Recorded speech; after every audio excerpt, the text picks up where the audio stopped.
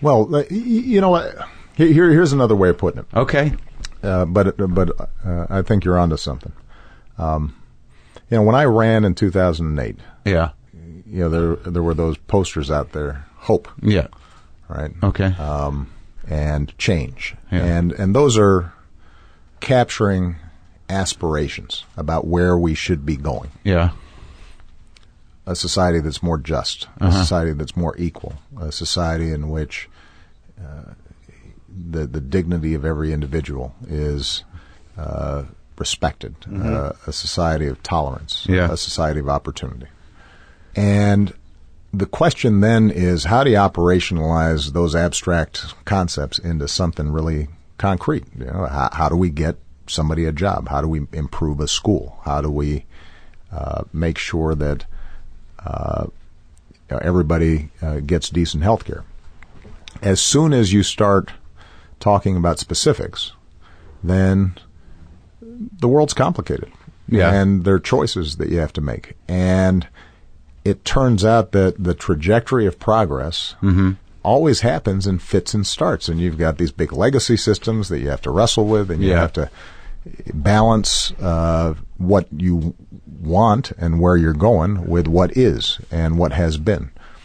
And one of the interesting things is the conversations I have with supporters who will say to me, we think you're a great guy, you've done some good things, but I'm so disappointed with X because X didn't happen exactly the way I wanted it.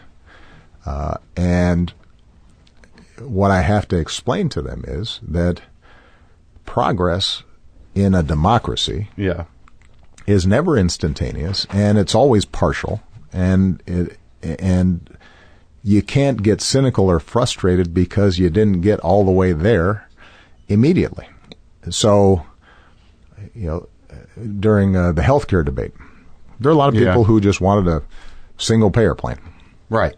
Right? And as I said before, if I were designing a system from scratch, that would probably make more sense. We're the only country on earth not the only country on earth, but we're one of the few countries that has this weird amalgam of private sector and Medicare and sort of a patchwork system, hugely inefficient. We spend more than any of the other advanced countries.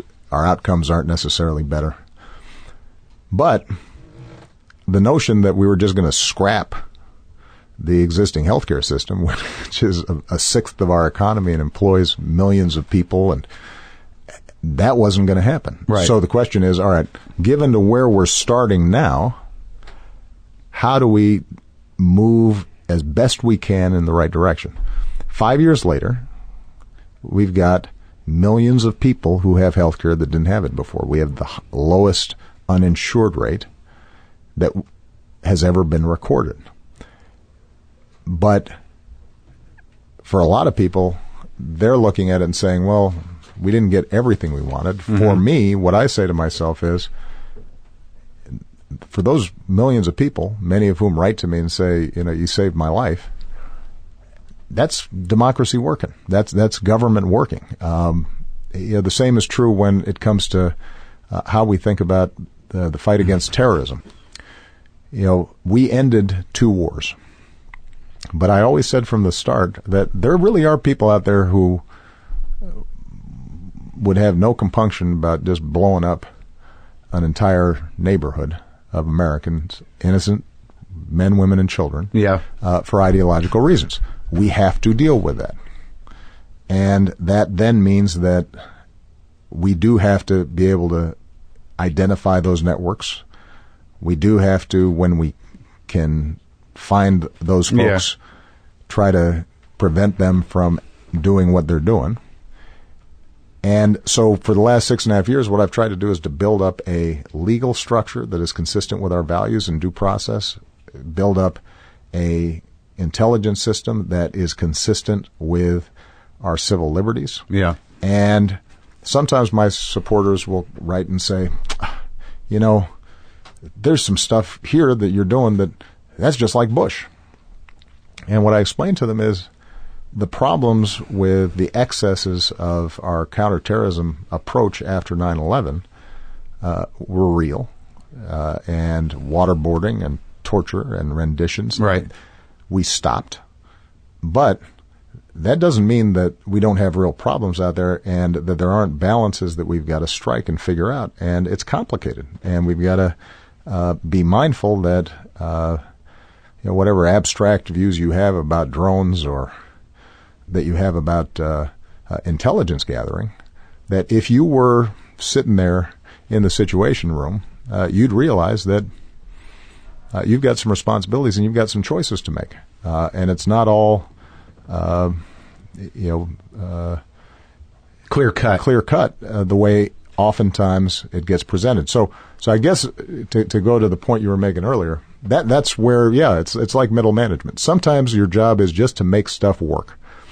Sometimes the task of government is to make incremental improvements or try to steer the ocean liner 2 degrees north or south so that 10 years from now, suddenly we're in a very different place than we were, but at the time, that made the difference. That may not, but at the moment, people may feel like we need a 50-degree turn. We don't need a 2-degree turn. Mm-hmm.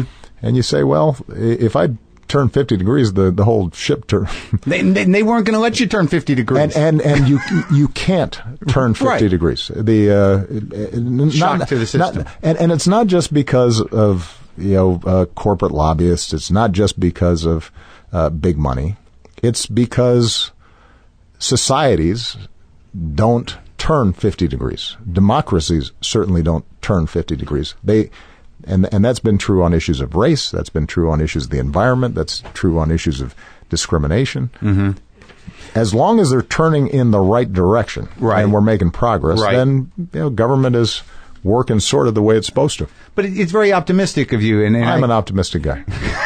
I am. No, but I mean, like, just the way you because I don't know how you deal from day to day. I was panicking all morning. I don't imagine you were flying in here on the chopper thinking like, I am nervous about Mark. No, I wasn't. Okay, well, that's good. That makes that would be a problem. It would be a problem if the president was feeling stressed about coming to my garage. Coming to your garage. But you deal with that stuff for a podcast all the time. I mean, like, what you're saying is this incremental progress, but I mean, you had a Congress that was, dead set on not giving you anything. Right. And then, then it got to a point where they really, even if they wanted to work with you, they couldn't because their constituents had exactly right. They got their constituencies all stirred up. They thought you were Satan. Right. And so you had that obstacle. Right. And then you're coming into, a country that was depleted. And I just, it's fascinating to me that you were able to maintain this hope. And now, again, on Monday, when this posts, the Supreme Court's going to make a decision. Right. About about the healthcare bill. The healthcare bill. I mean, that's a huge thing. This is a slightly very crazy case. Yes, shouldn't have been taken, in my view. But it could dismantle your big thing, the thing that you gave everybody.